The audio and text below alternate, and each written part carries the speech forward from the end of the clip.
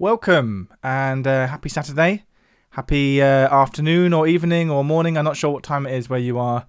Hoping I've caught you in daylight hours, at least. Today we're going to be going through some live performances, a whole range of different live performances from a whole range of different artists. Some classic artists like Jimi Hendrix, Ella Fitzgerald, James Brown, Radiohead, the Beatles. But also some more contemporary and perhaps lesser known artists that are known more on YouTube. So like we're going to have Josh Turner, who is well known for doing cover versions on YouTube. We're going to have Snarky Puppy, who, although are well known beyond YouTube, have a real presence on YouTube, and that's sort of where they got their start in many ways. So looking at a whole range of things, with the key idea of being that live music is really a different medium to recorded music, right? In the same way that a play is a different medium to a movie. You have to focus on the medium you're making if you're going to get the most out of that medium. So if you, for example, went about trying to make a movie in the same way you went to make a play, it wouldn't work. Same with music. Live music and recorded music should be treated differently. There's things you do in live music that wouldn't work in recorded music and vice versa. So we're going to be talking a bit about that throughout.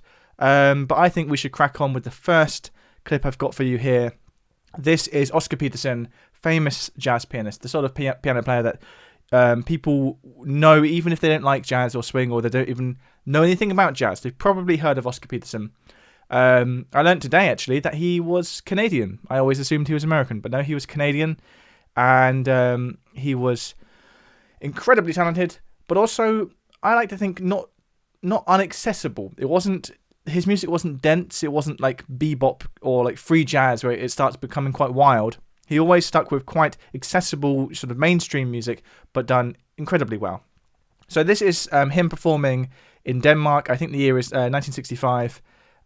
He's performing an encore, and although usually, like many artists of his ilk, he would do sort of cover versions, interpretations of well-known songs, here he's playing one of his originals called Hymn to Freedom.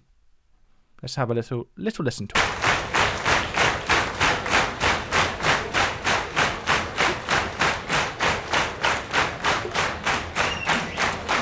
I think everyone's clapping because it's an encore.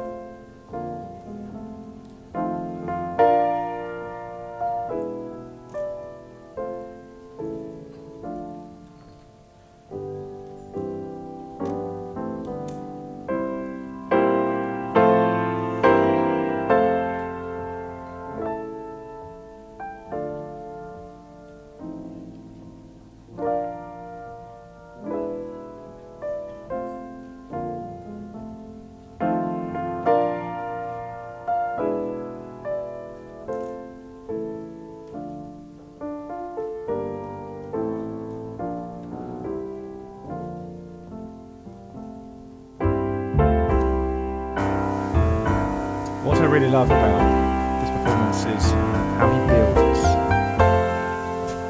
Because of course when you're Oscar Peterson you can do a lot, but it's all about building it up so you don't, peak too early.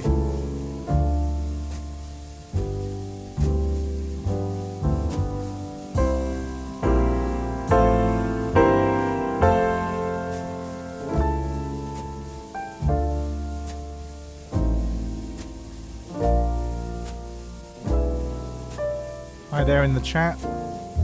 By the way, if anyone has any particular performances they wanted to kind of suggest, then do so. We may or may not get them to them today, but because I've got a playlist already lined up. But be interested to hear if there's any performances that you particularly enjoy.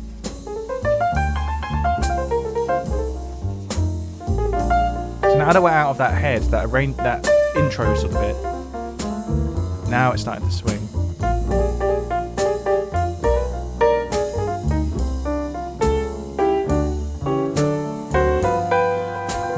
Hi Tesseract in the chat. I don't know if I did put Muse on the list. That is a good point.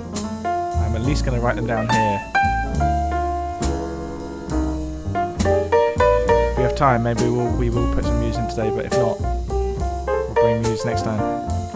So we've got a whole range of artists today. Obviously, we're starting here in the 60s. We're going through the whole century, really.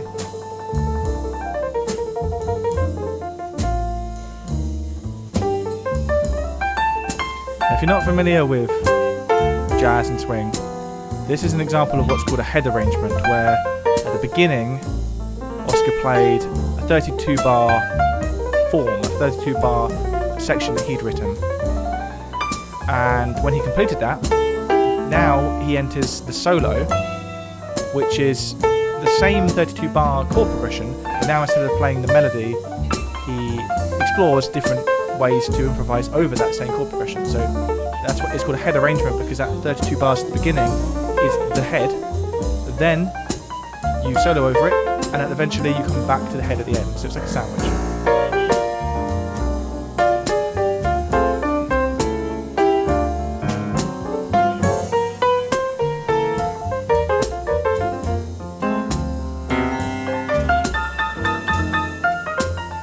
And of course, when you're riffing on the same 32-bar chord progression for how long does this go on for? 7 minutes or so.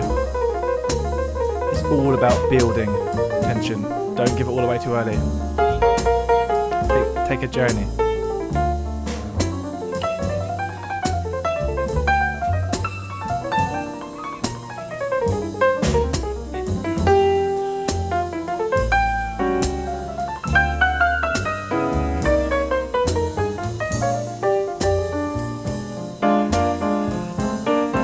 I love how he continues playing whilst he mops his sweat. You can tell the hard work he's putting in. And this is at the end of the set. I'm sure he's been playing for hours now.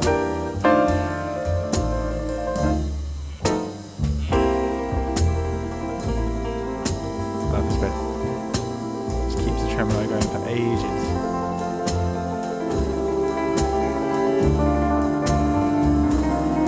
Feel the intensity rising.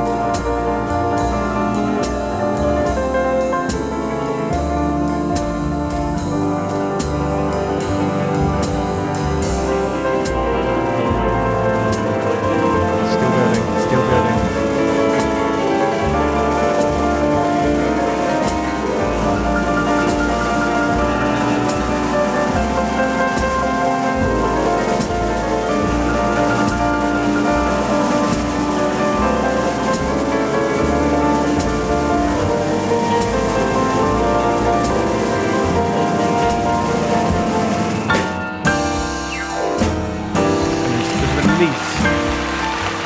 The audience can feel it, they can't help but play. And now we're back at the head. So you know I said it was like a sandwich, so this is the return to the head. By the way, that mic crackle is on the performance, that wasn't my mic.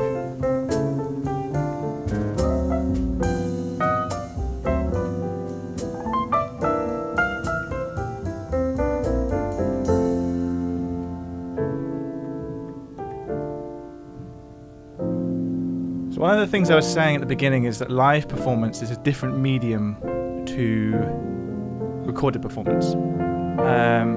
Because of course the intrinsic thing with live is there's the visual performance, there's the atmosphere of it, which enables you to do things like take more time doing things, drag things out, have bigger dynamic changes, and this recording is a great example of that. And that's something you'll see across all of the things we're doing today, is that even songs that you're familiar with, when they're performed live and the live performance is leaning into the fact that it is a live performance, they'll take longer doing things, but it won't feel like it's dragging. They'll have bigger contrast between loud and quiet, but it won't feel shocking. But these are things that if you did on a recording, it just wouldn't be a very good recording. So anyway, we're going to move on to the next one in a second. Just have a little look at the chat. Yeah, so Anthony's mentioning in the chat there, but that, of course, we're watching a recording of a live performance, which is, I guess, is the equivalent of watching a recording of a play, which is something that people do. But of course, the true experience would be there, being there in the moment. But the lessons that we can take away about how live performance is a different medium than recorded music still hold when we are watching the recorded performance. But I agree, it's not quite exactly the same thing. Anyway, we're going to jump about 20 years into the future here and to a drastically different style of music. This is an artist who I feel like some people think he's kind of cheesy. Some people think he's maybe not that cool. And I can see why they might think that. But I think most of that comes from just the fact that he's been really successful and consistently successful over a long period of time. This is Phil Collins in The Air Tonight, if you hadn't noticed. And what I love about this performance is how perfect Phil's vocal is for a live performance, but also how much bigger the dynamic gets at the end than it does on the original record, because he can do that because it's live.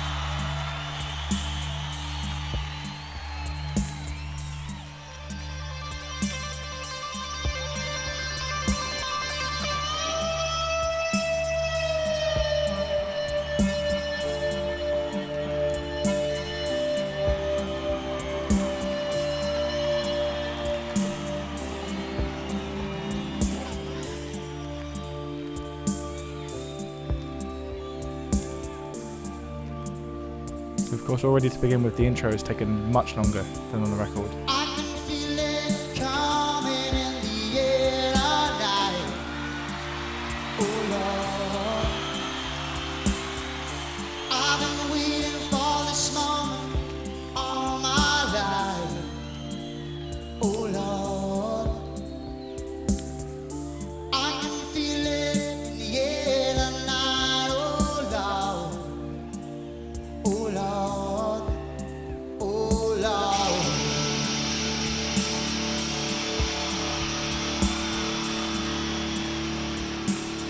Bigger. Well, if you told me you were drowning, I would not lend a hand. I've seen your face before, my friend, but I don't know if you know who I am. Just listen to how perfect his vocal is. This could be a studio take.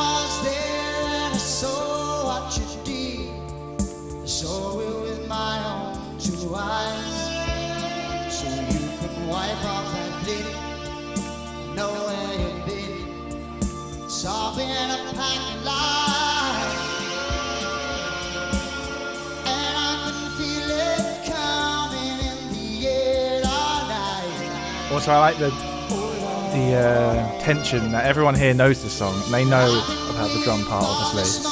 But he's not at his drum kit yet, so they know he's going to have to do some travelling before the moment.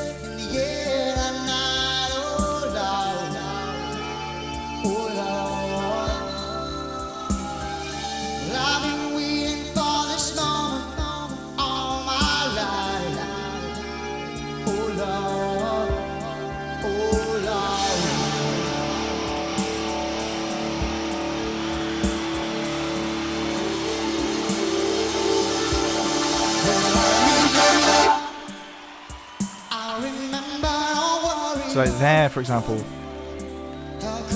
that build and drop, we get that on the record, but this version of the build and drop was so much harsher. Okay, he's by the drum kit now. I think we all know what's about to happen.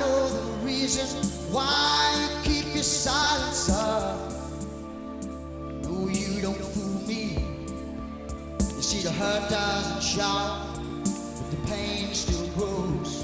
So stranger to you and me, I can feel it coming in the air tonight. Oh Lord, I've been waiting for this moment for all my life. Also, perfect singing and drumming at the same time. tight as anything.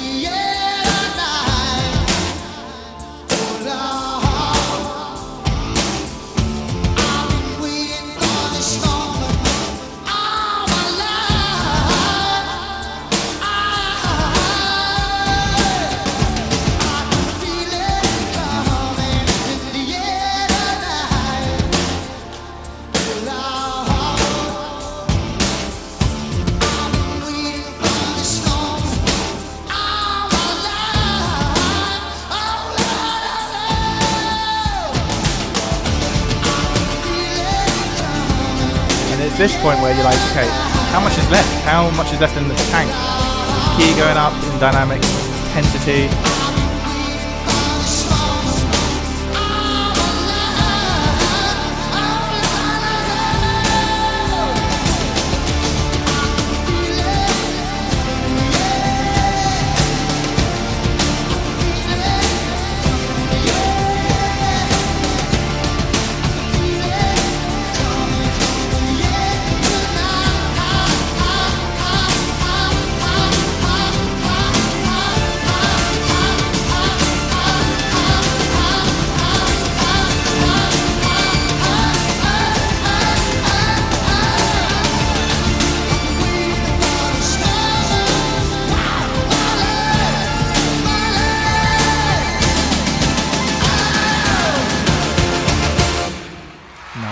That's just great, isn't it? Yeah, Phil Collins in the air tonight. Amazing live performance. And I've seen a few different renditions of that over the years. And he'd always found some way to not be at the drum kit at the beginning. He would just sort of wander around with that mic clipped onto his face. I saw one actually where I think he started at the back of the venue and he just made his way calmly to the kit just in time for the classic Phil. So just going to check out the chat here. Yeah, MLV4, I see what you're saying about how amazing it must have felt as Phil Collins there to drum and sing, and just how much power comes in that. I was thinking that just before the drum fill came in, whether he has a little kind of micro panic about making sure he actually gets it, because if he fluffed that moment, it would just be the entire concert ruined. But I'm sure that's not even within the realms of possibility. I'm sure he's always nailed it. But anyway, let's move on to the next one. The next performance is something far more modern. This is Snarky Puppy with Lingus. Lingus was the last track off their We Like It Here album. And like I was discussing in some of the previous streams, Snarky Puppy often record their actual albums live. So this is the actual recording session for the album, but also a live performance. And the most noteworthy moment for this, which we'll get to, is Corey Henry's synth solo, which has gone down as a modern classic solo.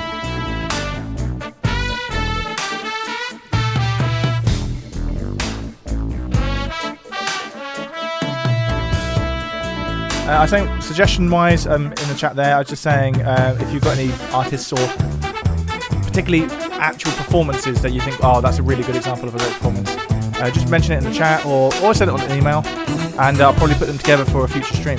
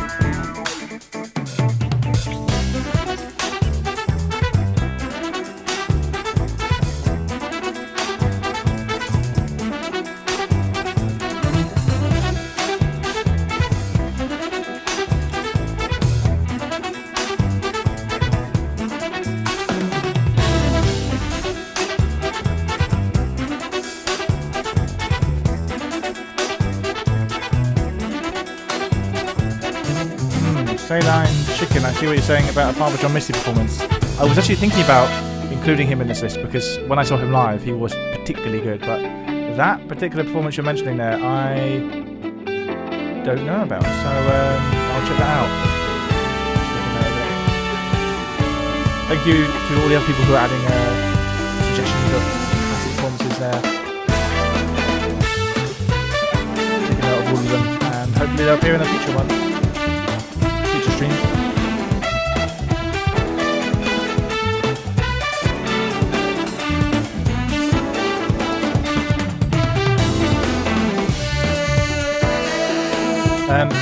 Siberia True.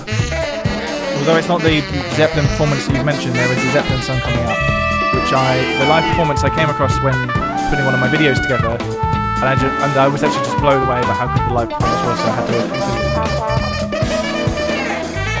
So, obviously this is one of those songs, slow build, a bit like the Oscar Peterson song we started with. It's got that general upwards arch of, upwards trend of dynamic, but the true sort of event of this song is the synth solo, which will be coming to soon.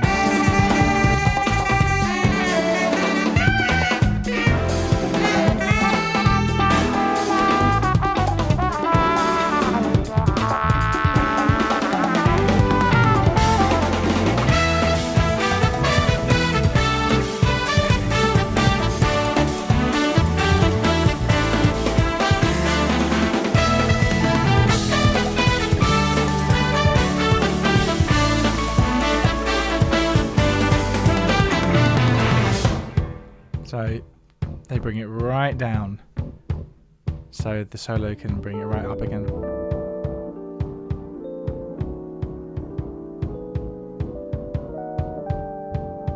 So there's Cory Henry. I saw him live in Brighton a few years ago. It's amazing.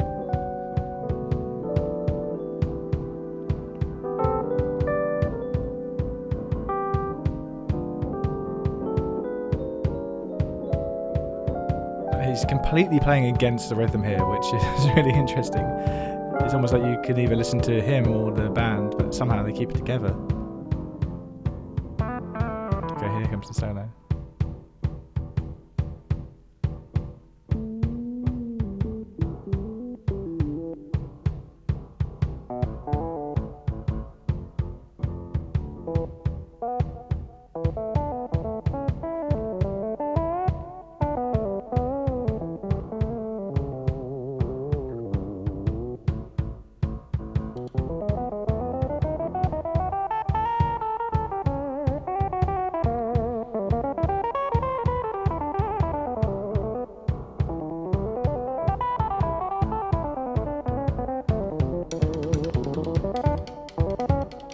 Before, just that classic trick: start quiet, build bit by bit, don't give away too much too early.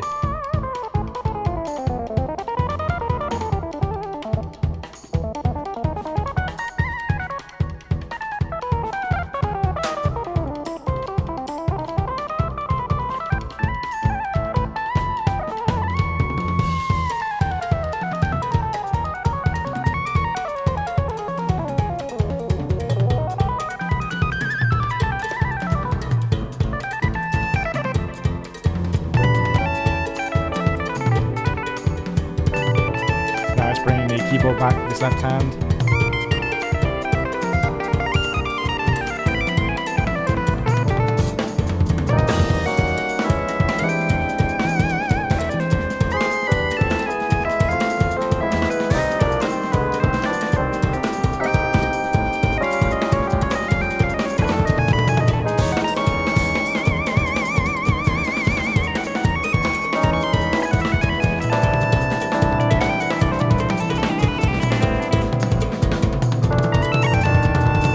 Remember, this is the live recording that's going to be used on the record, and he's ripping this solo out. The stakes are pretty high. If it goes wrong, it's kind of cocked up at the whole tape. So it's not going to go wrong.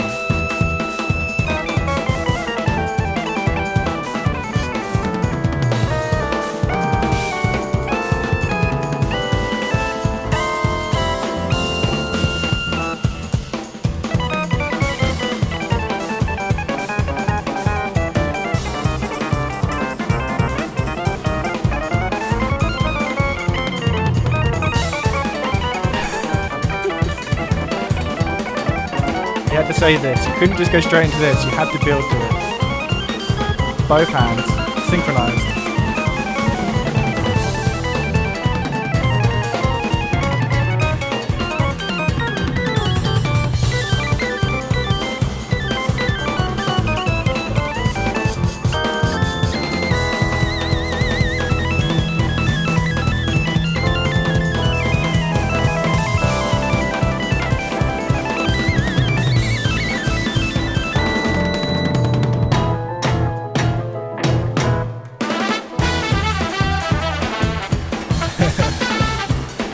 He knows he knocked it out of the park. Look at him.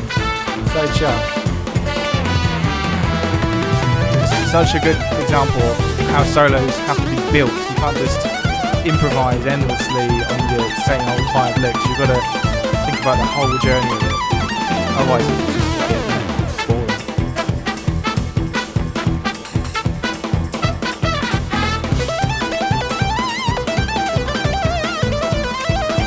My cat is here.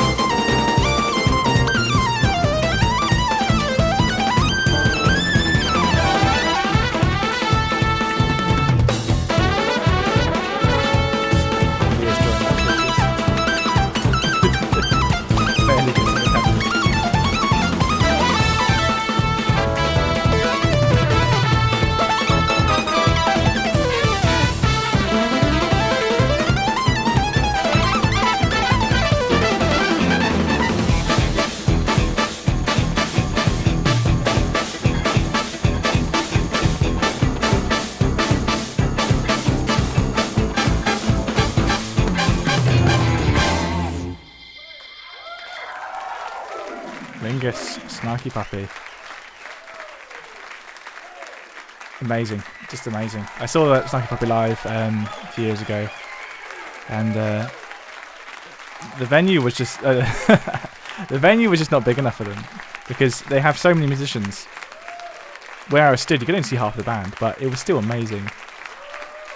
Yeah, just everyone knows that was great. So yeah, Snarky Puppy. The next video we're going to watch, next performance, I'll just pause this, is probably, the next video is probably my favourite video on YouTube. And it's an example of where the live version, in my opinion, is actually sounds, is actually better than the recorded version. But just not obviously. What I'm saying there is that the sound, I prefer the actual musical arrangement better. But then when you add in the live performance, which you're about to see, it takes it to the next level, and yes, becomes basically my favourite video on the internet. And the next one is quite quick, and there won't be as many times for me to chat about it, so I'm just going to introduce it now. This is Overtime by Noah. Why do I get a second go? What's the tempo? 1, 2, overtime. You got my heart working overtime. I let you in, let you cross the line. You want my trust before you have to try. Give all your love if you wanna keep me. You got my heart working overtime. I let you in, let you cross the line. You want my trust before you have to try. Give all your love if you wanna keep me.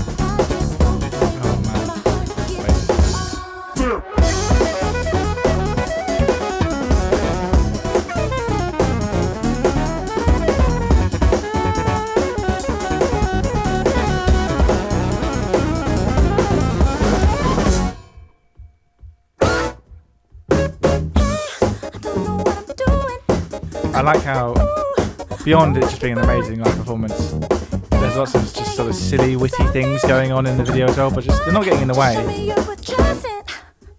Just little moments.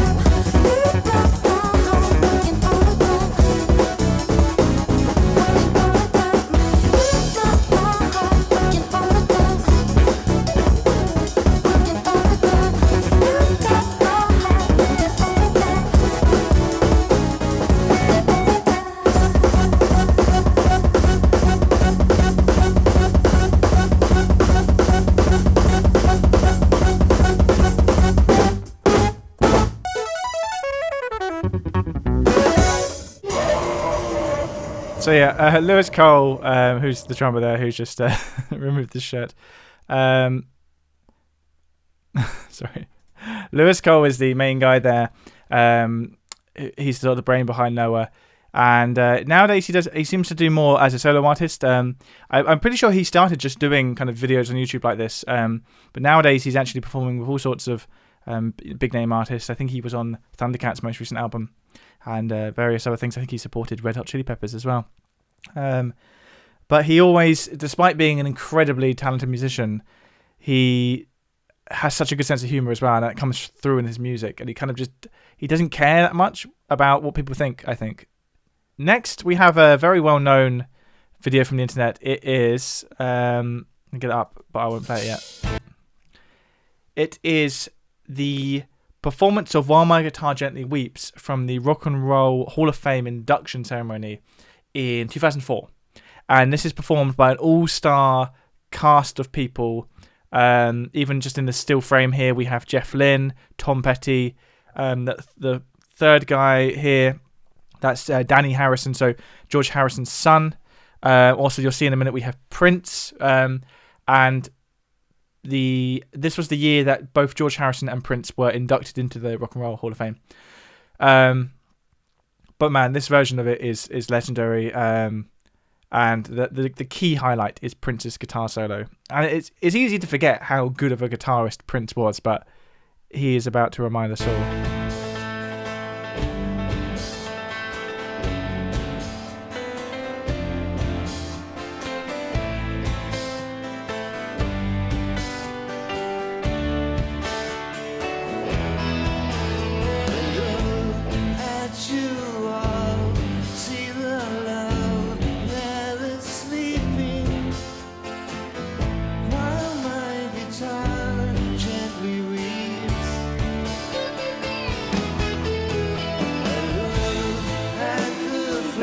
Gary Moore as well? I'm not sure.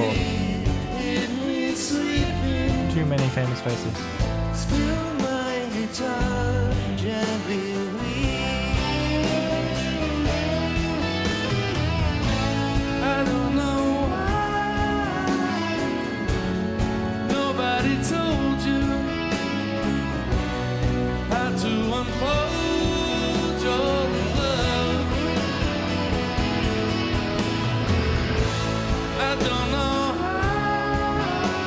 I think it's also Steve Winwood on the Hammond organ. Just add another one in.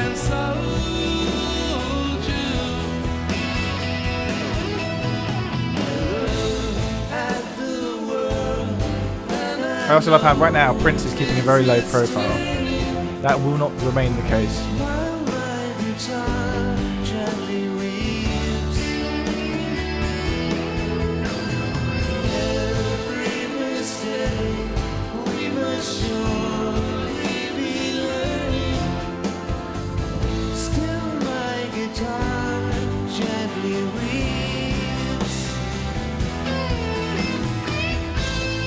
Welcome to the chat, Micro Mars.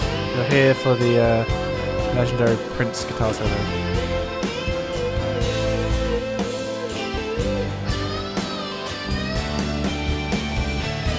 Oh, that is incredible. But he's about to get outdone by Prince.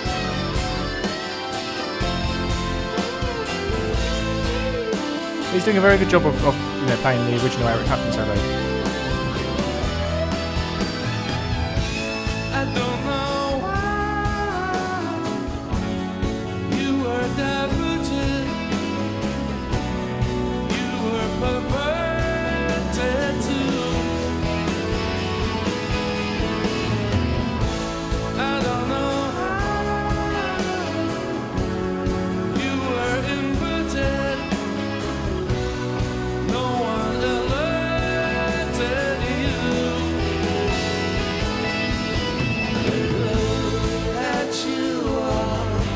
Imagine being Danny Harrison, George Harrison's son there, who's playing the acoustic guitar behind Tom Petty.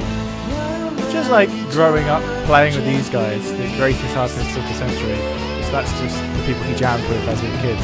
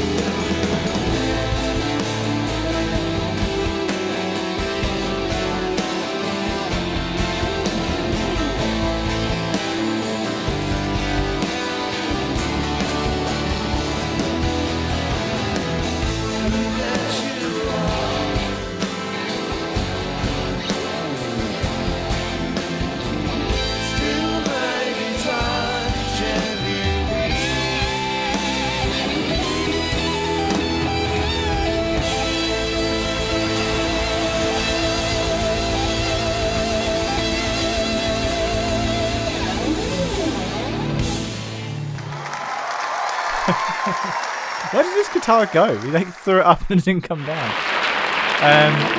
We'll go straight into this one. Pause it just for a sec. So yeah, in case you're just joining us, that was While My Guitar Gently Weeps, performed by every amazing famous musician they could find in 2004. We are going through a whole bunch of live performances, which for different reasons I think are amazing performances. Particularly keeping in mind the fact that live music is a different medium to recorded music. So there's things you can do in live music that you can't do in recorded music, and vice versa. Things work better in one than the other. But anyway, let's have a look now at this. This is Nina Simone playing Love Me or Leave Me. And what's amazing about Nina Simone is she wanted to be a classical piano player, a concert pianist. But because of the time she was growing up in and her ethnicity, it basically wasn't going to happen. It wasn't possible, really, for her to do that, which is obviously awful.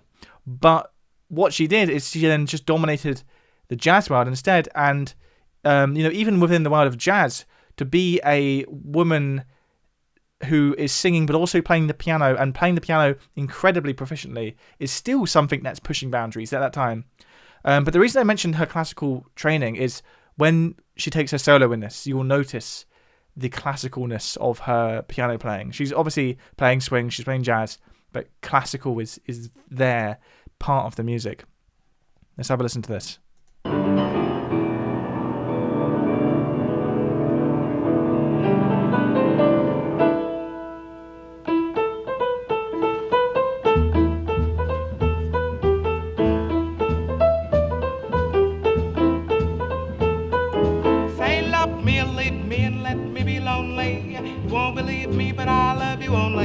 I'd rather be lonely than happy with somebody else. You might find the nighttime the right time for kissing. Nighttime is my time for just reminiscing, regretting instead of forgetting with somebody else. There'll be no one unless that someone is you. I intend to be independently blue.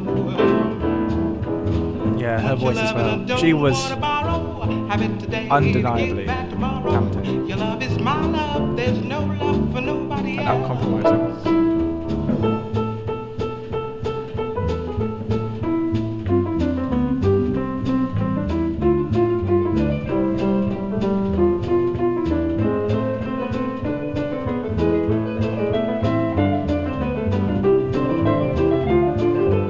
Now it's like playing Bach now, even if the subtitle says jazzy music.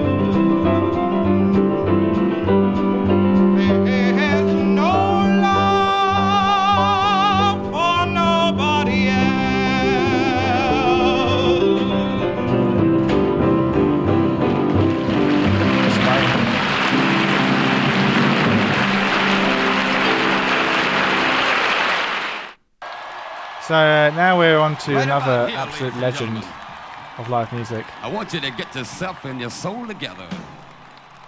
This man will make your liver quiver. This man will make your Anyone guess who bladder this is yet? splatter. This man will freeze your knees. if you will, let's all welcome the world's godfather of soul, soul brother number one, James Brown! James Brown! James Brown. James Brown! Watch this energy. Watch his energy.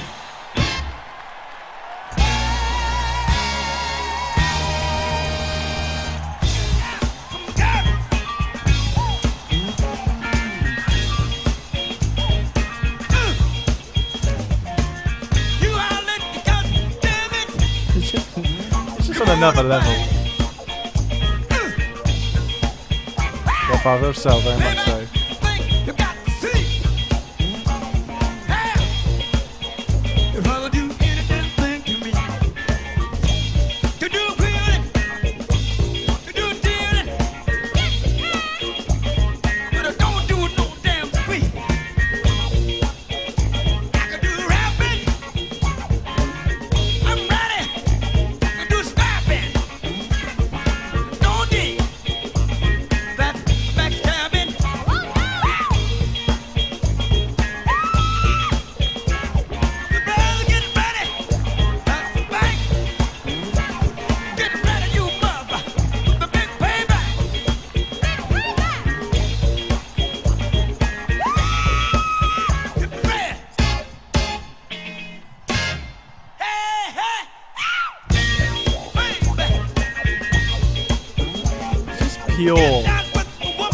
Pure energy.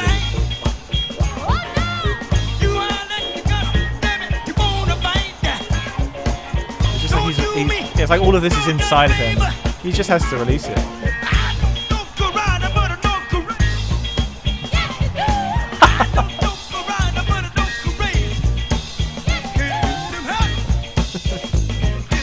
Even when the mic stand falls on him, he just stars it out.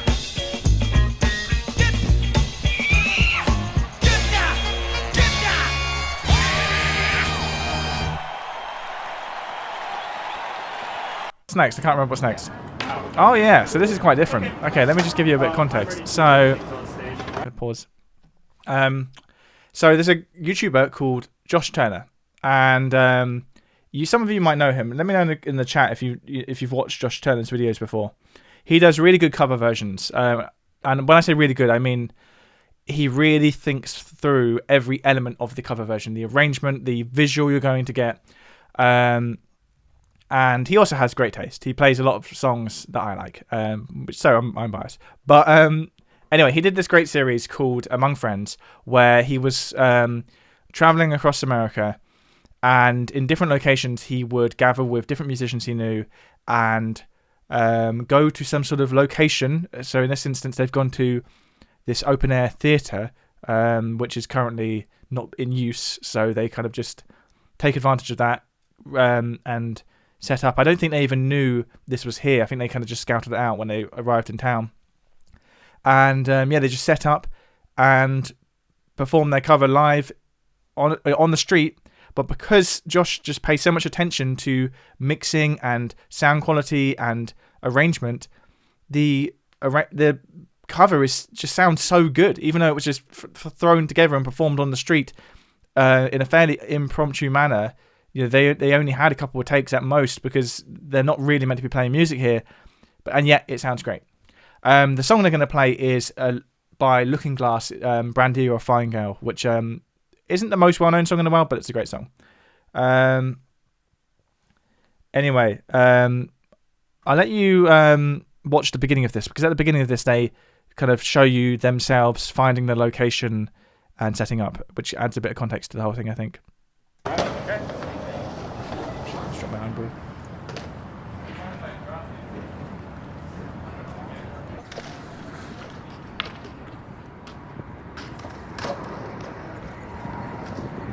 See you later, MLV4. Thanks for watching.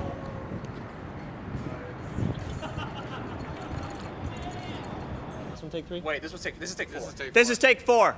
Take 4. Never mind. Take 4. Take 4. 1, 2, 3, 4.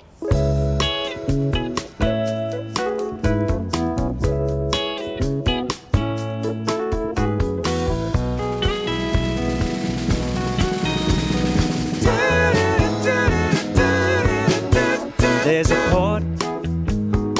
Boston Bay, and it serves 100 ships a day. The lonely sailors pass the time away and talk about their homes. There's a girl in a harbor town, and she works laying whiskey down. They say, Brandy, fetch another round. She serves them whiskey and wine. The sailor said, Brandy, you're a fine girl. What a good wife you would be. Such a fine girl. Your eyes could steal a sailor from the sea. Brandy wears a braided chain made of finest silver from the north of Spain. I like it that bears the name of the man that Brandy loves.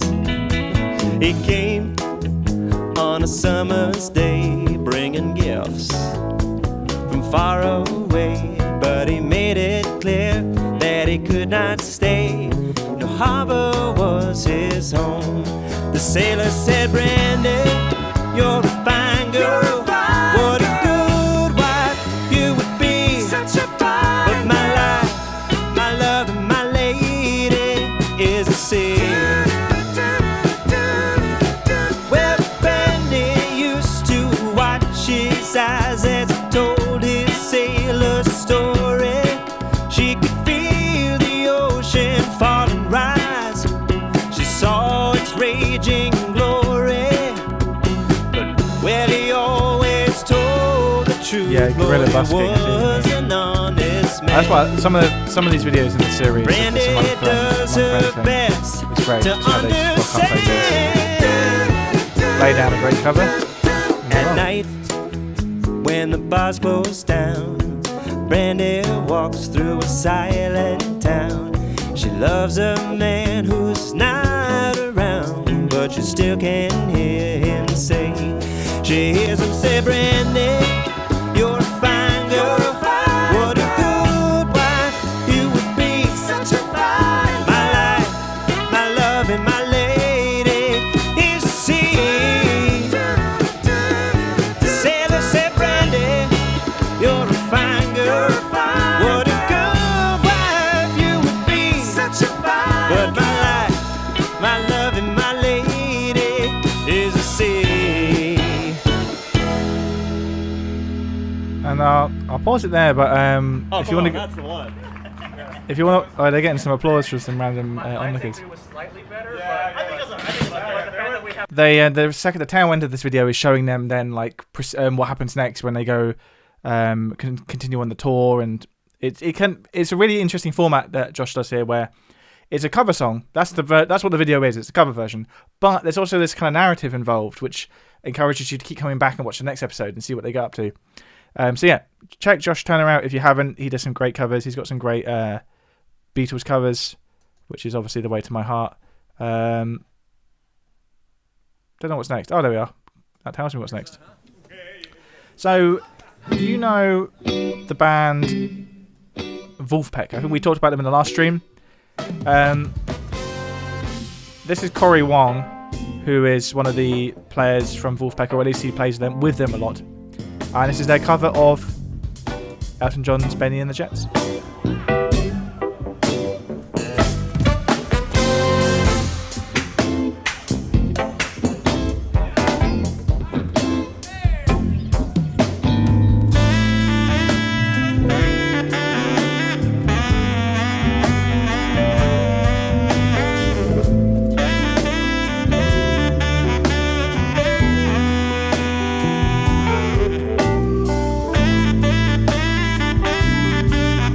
Barry saxophone and baritone saxophone now, hence why it's so big.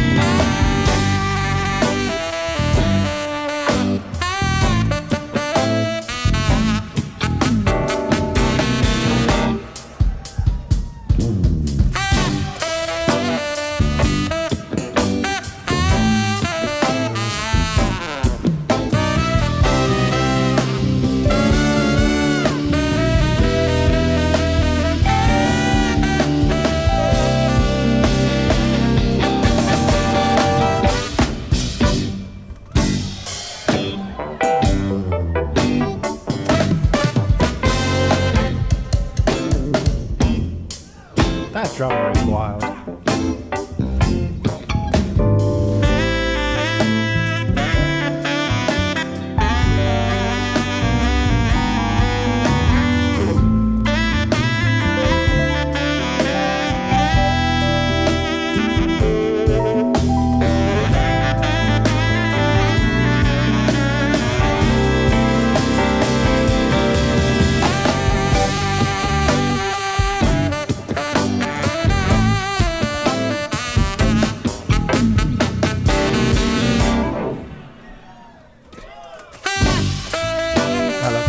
Even the silence is groovy.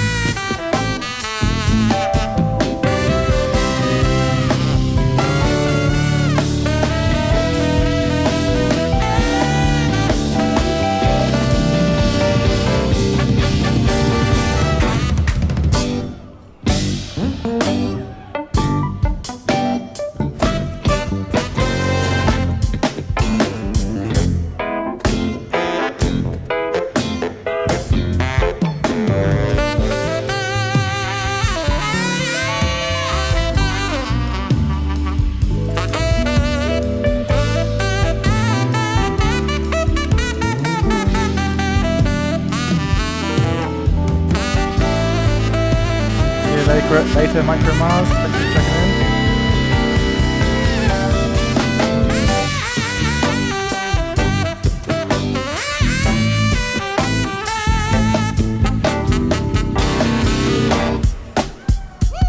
Oh, that's drum. And it's another example of things you can do live and you can't do in the studio. Because if you played that drum groove with all those fills on the recorded version, studio version, you'd be overplaying. But here, this is the time for it.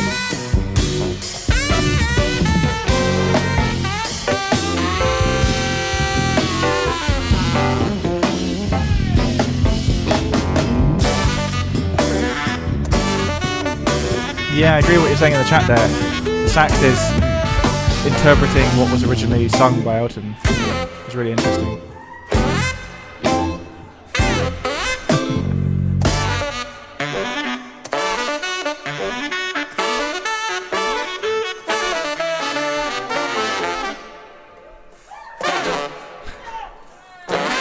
Done with great sense of humour. Nice.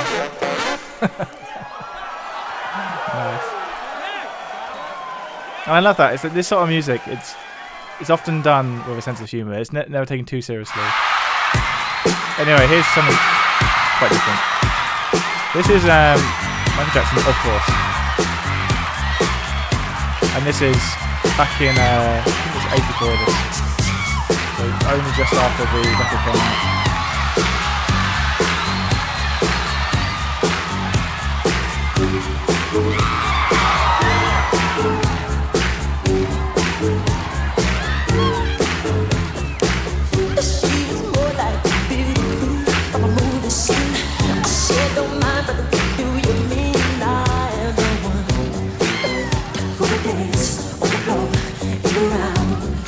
Michael Jackson is a great example of someone who, a bit like James Brown did,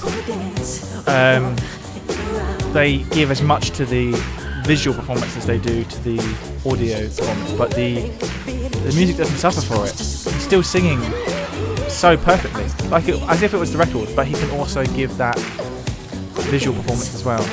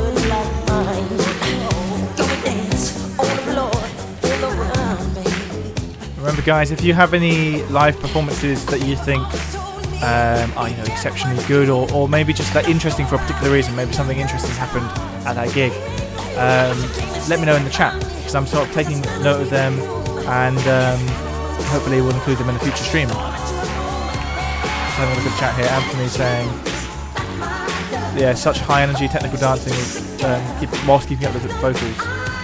Yeah, exactly. It's like, so often when someone dances, the vocals go out the window, but here, nothing gets compromised.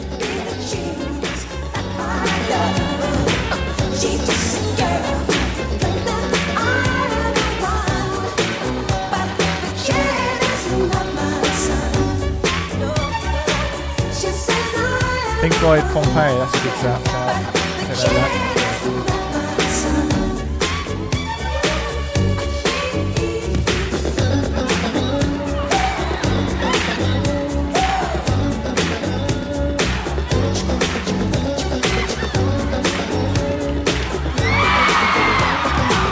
I was looking when he did that, just had the screen.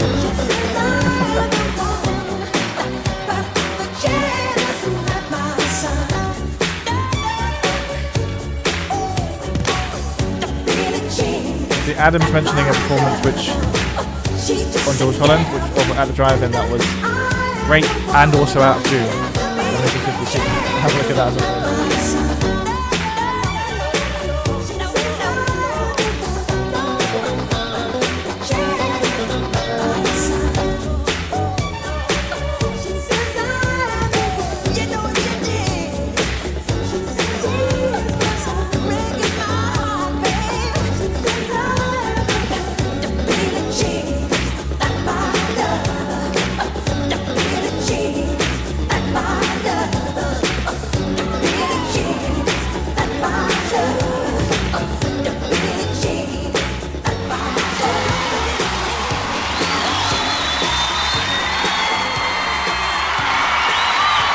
Obviously, quite a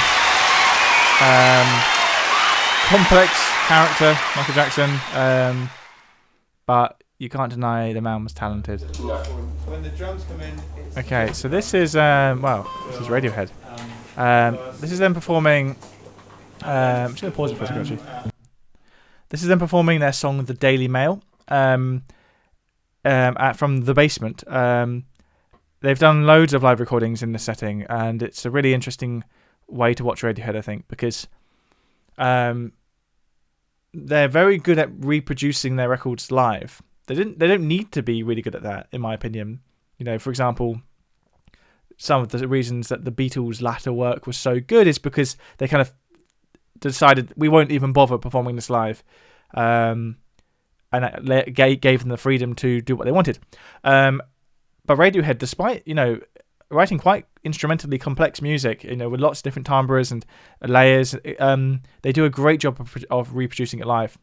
And we can see at the beginning of this clip, actually, Johnny Greenwood, the band's guitarist, talking to some of the session musicians about the arrangement. And he's always been kind of like the George Martin of Radiohead, because he's the only one who has sort of the technical know-how and training to write for strings, write for horns, and also kind of give them direction. But yeah, let's have a look at this. Actually, I can see in the chat people mentioned the version of Nude from the Basement's really good. And yeah, I've heard people say the King of Limbs as well. A lot of people prefer the In the Basement version from the Basement. I've gone with the Daily Mail because I think it's a really underrated Radiohead track. It's one that I wish had been included on an album so people kind of remembered it more. It's a great song. So let's have a look at this. Radiohead from the Basement performing the Daily Mail. Yeah. So we can still play the top really quietly then, would that be alright? yeah. Play the top really quietly then.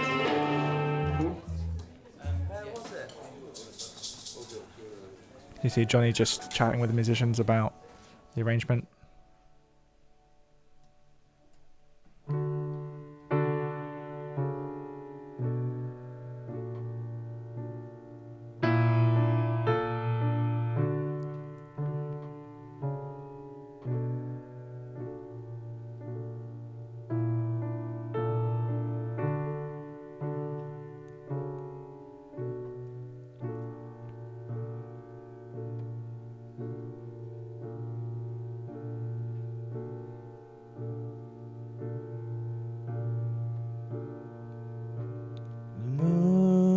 are up on the mountain.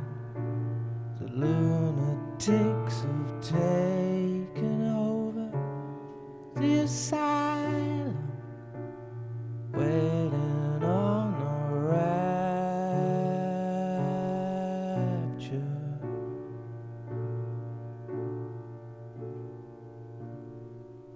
Singing we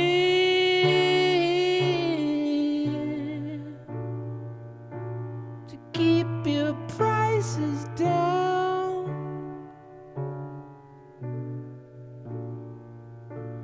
Feed you to the hounds,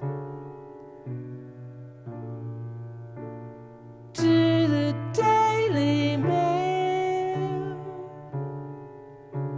Together, together.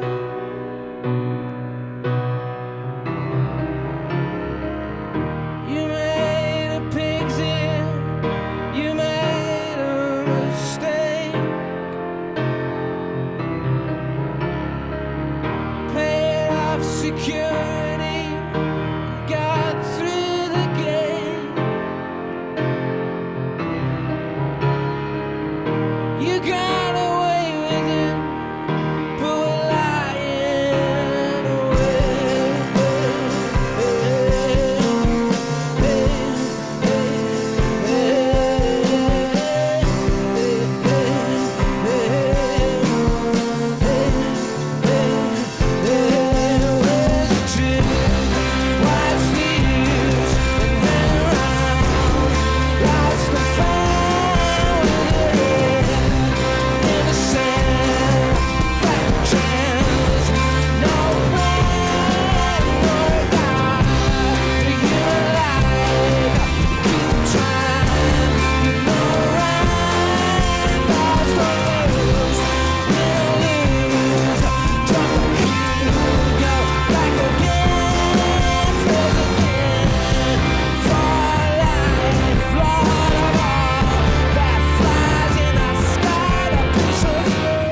Tom's vocal here as well is so consistent.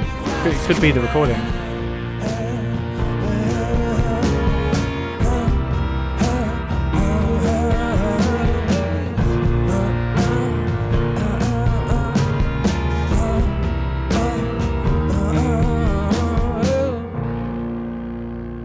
The Daily Mail or Radiohead. Play something else. So next is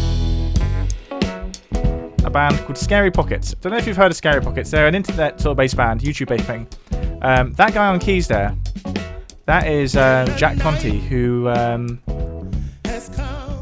founded Patreon, and he actually kind of made Patreon because of his online music making and wanting a way for people to be able to support him. But anyway, the main thing he does on the internet is in various different guises, including Scary Pockets, which is this band.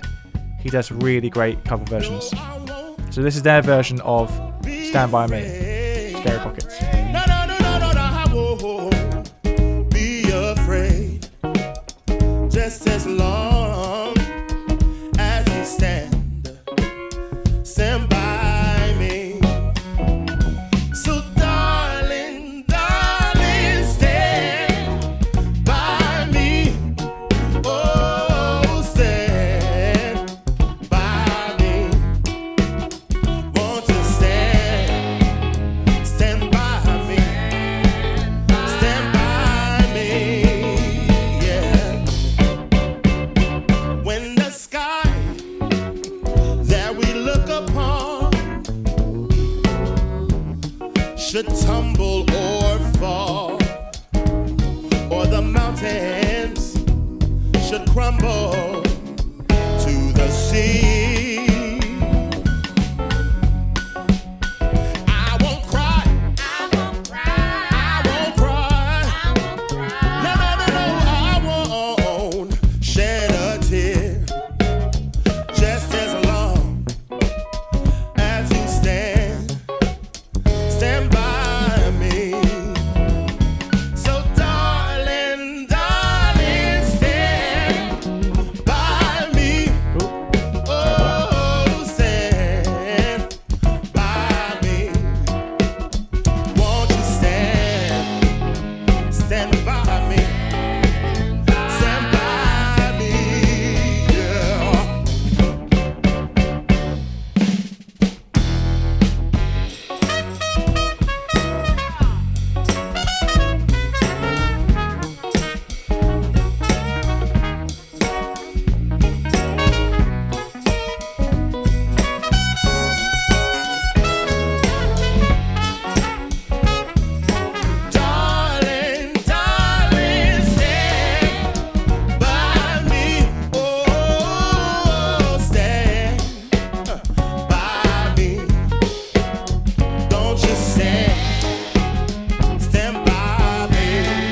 Yeah, in case you missed what I was saying earlier, this is Scary Pockets, one of the many artists, one of the many bands ran by Jack Conte, who's the guy on the keyboards there.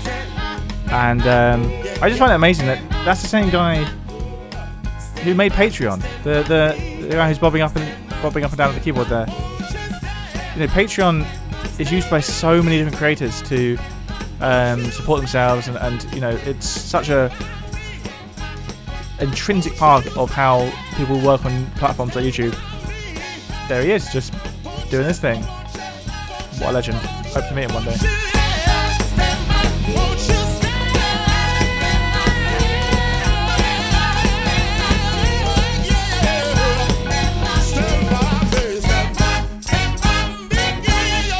Scary Pockets. If you like funked up, rearranged covers of songs, then check out their entire channel.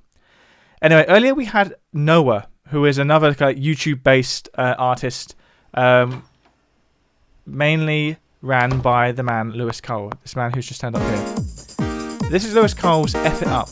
I don't think I need to really give much context to this. It's just an amazing performance, equal parts musically talented and hilarious, as you'll soon see.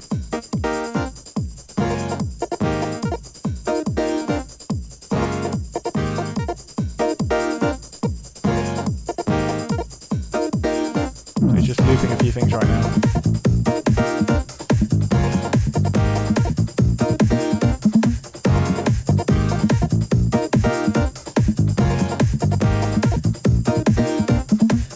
Asking news, what's up? I would brother, I fuck it up. Easy, safe, and use with dust. I would brother, I fuck it up. If life is asking news, what's up? I would brother, I fuck it up. Easy, safe, and use with dust. I would brother, I fuck it up. I don't know what I'm doing, but I want to live. I don't know what I'm doing, but I want to live. I don't know what I'm doing, but I want to live. Ooh,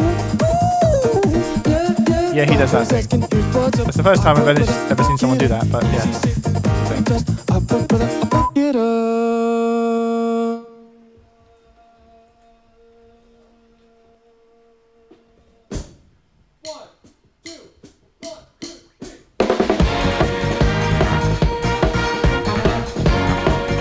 Oh, he's just brilliant. Hi Zach, welcome to the chat.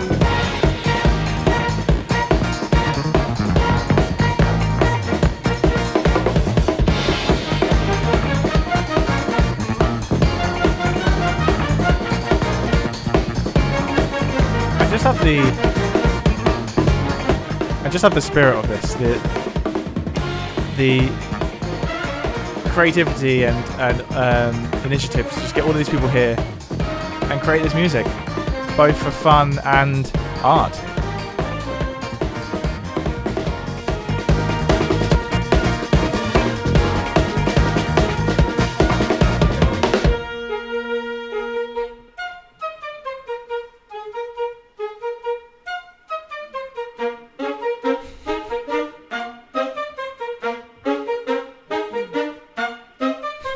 That chance all day long, popping up so fucking strong. Take that chance all day long, popping up so fucking strong. Take that chance all day long, popping up so fucking strong. One,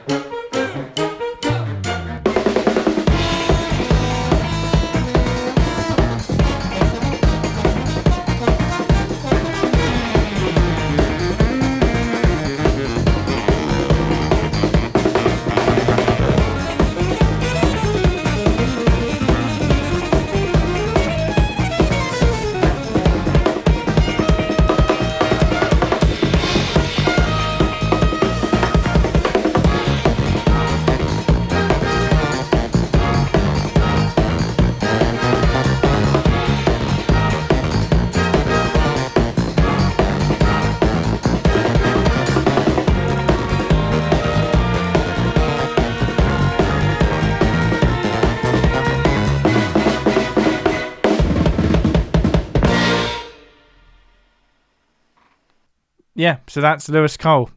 Equal parts talented musician and just funny dude. And just like, with the level of musicianship, the fact that it's also just so light-hearted and fun, it's just brilliant. So, let me just pause for a second. Oh no, press the wrong one.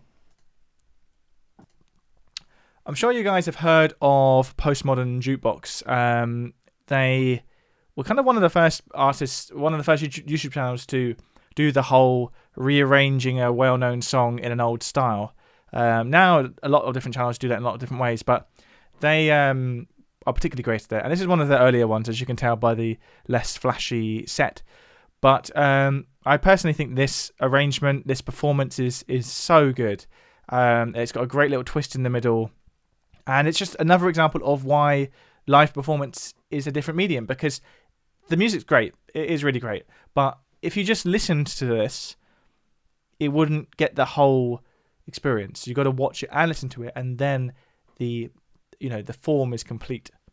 So yeah, let's check this out. This is Postmodern Jukebox performing a version of Mad World. All around me are familiar faces, worn out places, worn out faces, bright and early for their daily races, going nowhere, going nowhere. Their tears are filling up their glasses, no expression, no expression. Hide my head, I want to drown my sorrow. No tomorrow, no tomorrow. And I find it kind of funny, find it kind of sad. The dreams in which I'm dying are the best I ever had. I find it hard to tell you, find it hard to take. When people run in circles, it's a very, very bad world. Bad world. Children waiting for the day they feel good. I just love with that reveal of where she was the whole time. You could only do that with that tall guy and that short woman, but it's just such a fun little thing to do. Sit and listen. Went to school and I was very nervous. No one knew me, no one knew me. And no teacher tell me what's my lesson. Look right through me, look right through me. And I find it kind of funny, find it kind of sad. The dreams in which I'm dying are the best I ever had. Find it hard to tell you, find it hard to say. When people run in circles, it's a very, very bad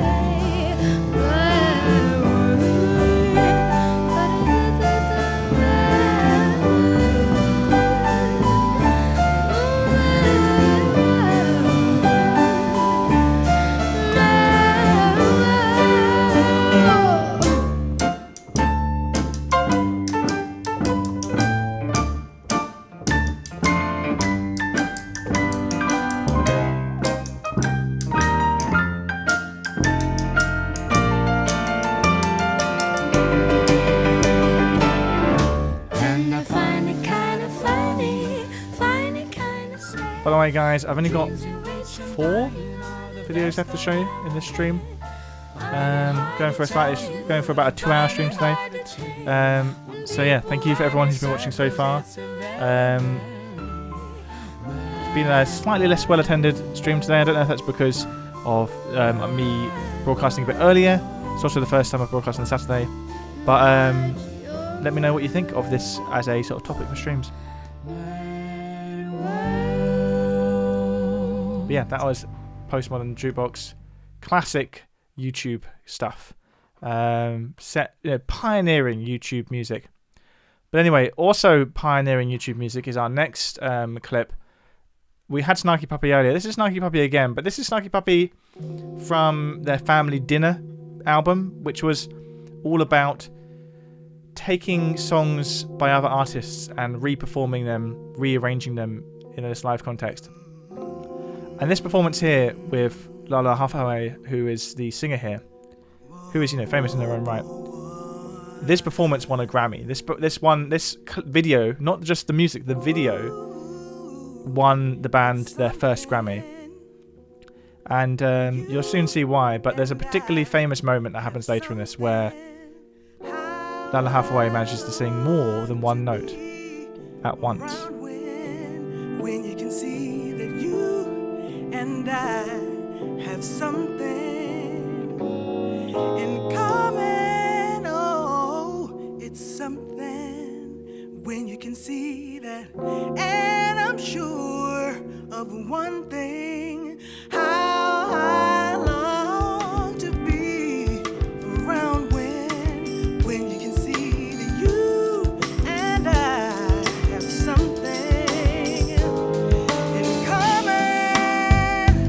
It's been a revelation, yeah.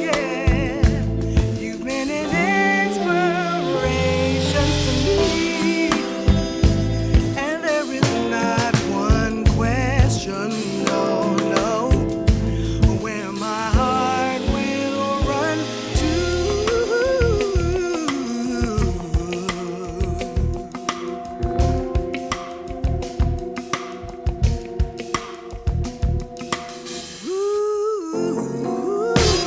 Ooh, it's something.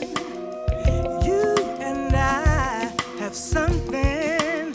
I don't want to lose this fun thing when you can see that you and I have something in common.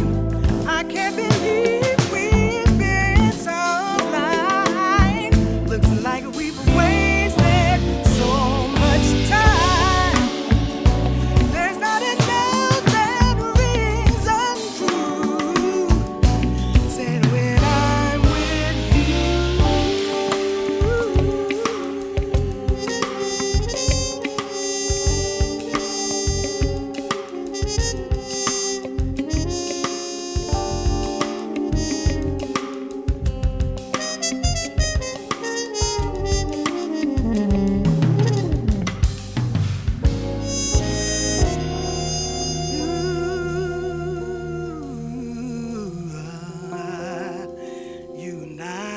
You and I,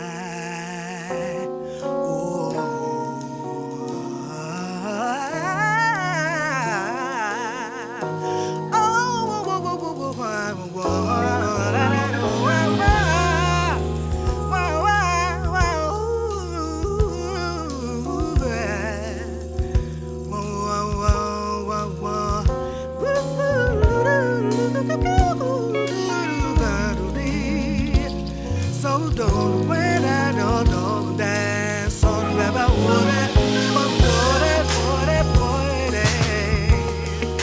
something in common. Seguro que tú puedo de. Seguro que tú te puedes de tiro de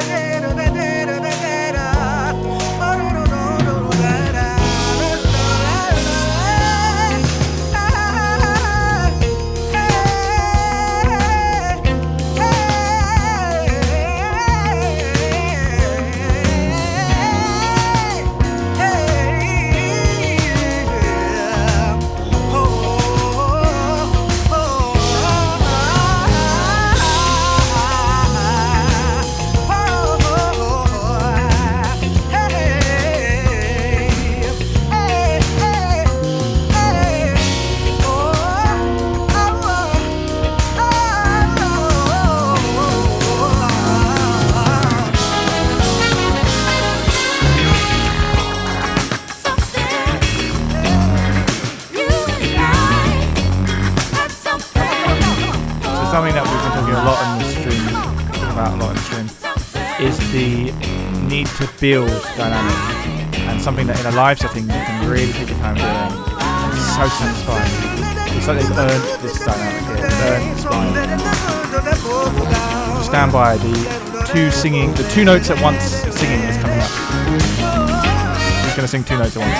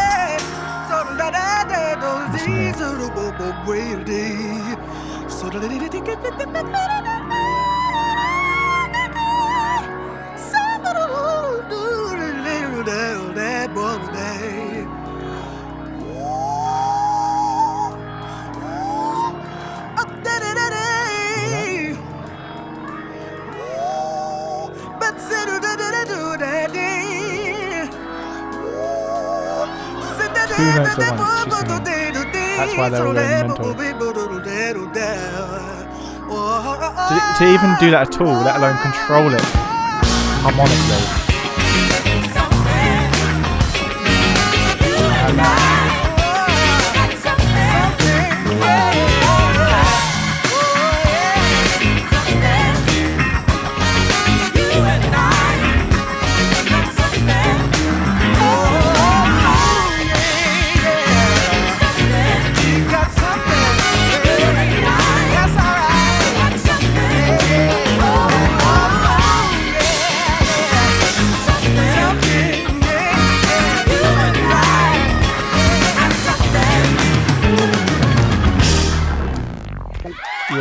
I can see what you're saying. Hathaway, ladies and gentlemen. I can see what you're saying in the chat there.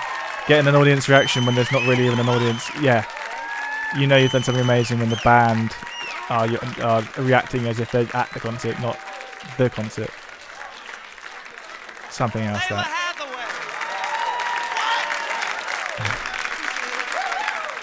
So I've got a couple more things to show you, and the next artist. Duke and Ella. The next that's a horrific angle of Ed Sullivan there. The next artist is almost definitely an artist that Lalah Hathaway was inspired by.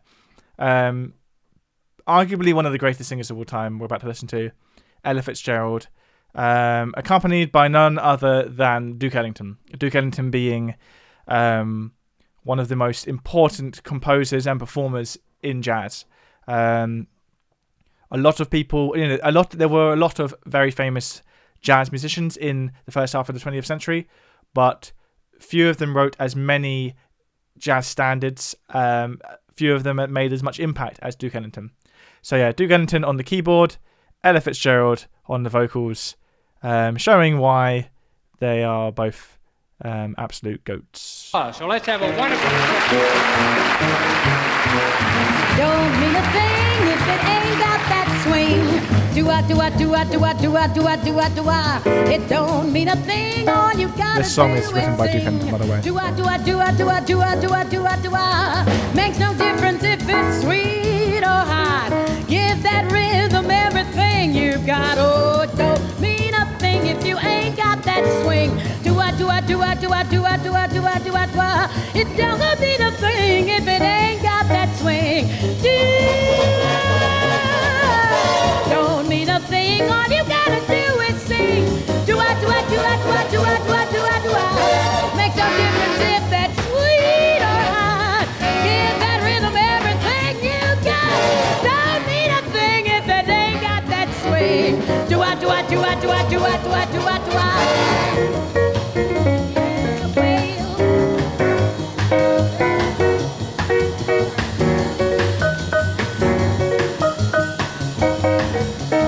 It actually feels a bit like Duke Ellington's solo here. It's a little stunted. So, one of the symptoms of live performance.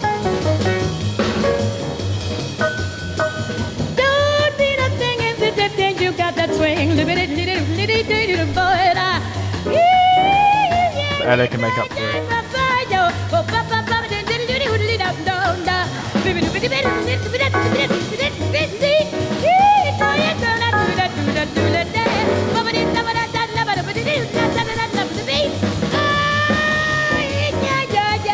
It don't mean a thing.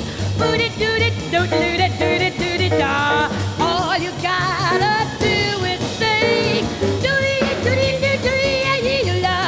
Makes a difference if that rhythm sweet or hot. Give it everything, everything you got. Don't need a thing if it ain't got no need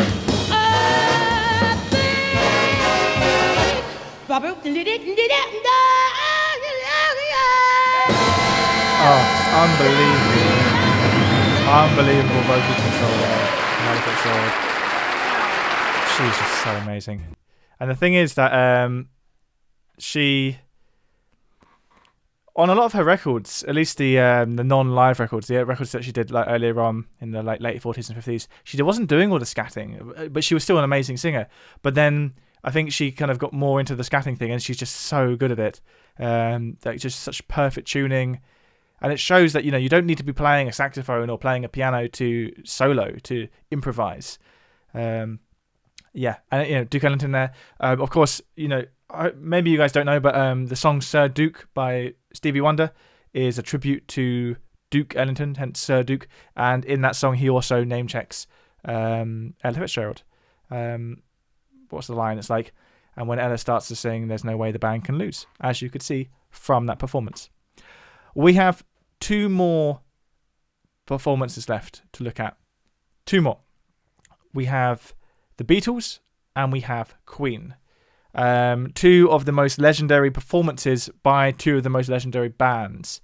First, we're going to take a look at the Beatles on their rooftop performance when they performed on the roof of their Apple Corps building, which, remember, is quite a tall building. So they didn't have any visible audience beyond the kind of studio staff and everyone who came up. The people down on the street, they couldn't see what was going on. I think a lot of them probably didn't even know it was the Beatles. But absolutely legendary performance. And it's one of my favourite songs from this particular performance. It's I've Got a Feeling. And this is the second take they did of it on the rooftop. That, for anybody who missed it, is that was the last time the Beatles performed live together. They hadn't really performed live together since 1966, which was 3 years prior to that, or maybe 2 years. And they kind of wanted to get back to basics and be a real band again. Wound up. I don't think they knew it at the time, but it wound up being their last live performance, and will forever go down in history for that. But anyway, thank you all for watching. There's going to be one more video we're going to watch. It's by Queen. It's probably their most famous performance of Queen, and it's the most famous moment of that performance. It's, of course, Live Aid, which I don't think needs much introduction, but Live Aid was a massive concert, the first of its kind to be televised around the world as a big charity effort. And this is perhaps the moment of it which will live on forever. This is Queen with Hammer to Fall at Live Aid.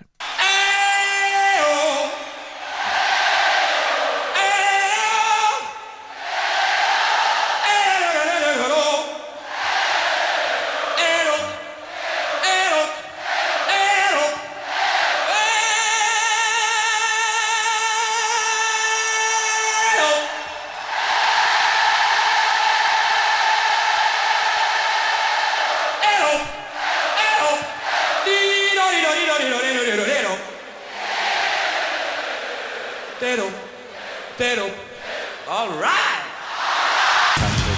Unbelievably talented, this man.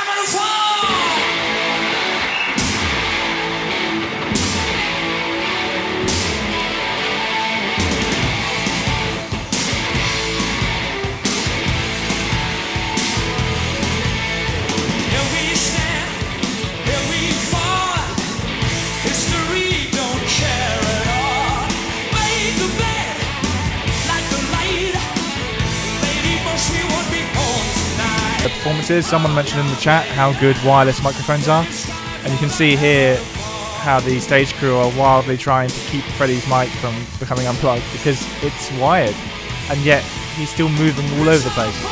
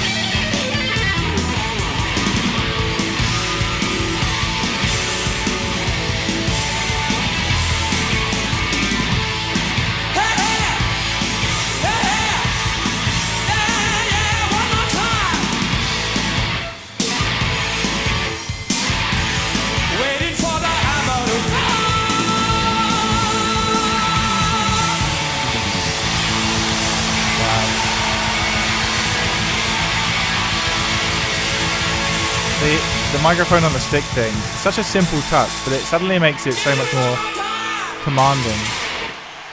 It's like a ringleader holding like his baton, and it's like it gives Freddie something to do whilst performing. Whilst there's no singing going on, he doesn't seem empty-handed. He's still able to kind of rock out with everyone else. But anyway, I don't need to tell you how great that performance is. It's legendary for a reason. But yeah, oh, hello, we got a first-time chat. Knows what funny. Welcome to the chat. I'm afraid we're just about to wrap this one up, but I will be back with more streams. There's if you check out the schedule on Twitch, there's loads of stuff in there. I'll be back on Wednesday with my countdown of my top songs of the 1990s. If you've been watching these streams, you know I've been doing countdowns of decades. I've been going 2010s, 2000s, then I'll be doing the 90s on Wednesday, and then the 80s, 70s, etc. I've also got some other streams booked. I've got I'll be doing a Beatles quiz at one point. So when you go on the schedule, you can hit remind me if you want, and it will remind you of this stuff. Also, if you happen to have Amazon Prime, you can actually subscribe to me on Twitch for no extra cost to yourself, and it gives me a little donation. So if you happen to want to do that, it literally doesn't cost you anything. Because Twitch is owned by Amazon, it just kind of is all interconnected. Just thought I'd mention that. And what was the other thing I was going to say? Oh yeah, I'm also planning on doing a stream soon where I watch some of listen to some of your music you've created, and give some feedback. So if you are a songwriter or a composer or whoever, or you're in a band and you'd like me to give you some feedback on your music, then send me an email. You can find my email address on my website or YouTube or whatever, or contact me by some other means, put it in the chat here. In that stream I'll be going through various pieces of music written by you guys, giving some feedback. So anyway, thank you all for watching. Have a great weekend, and I will see you again very soon. Cheers.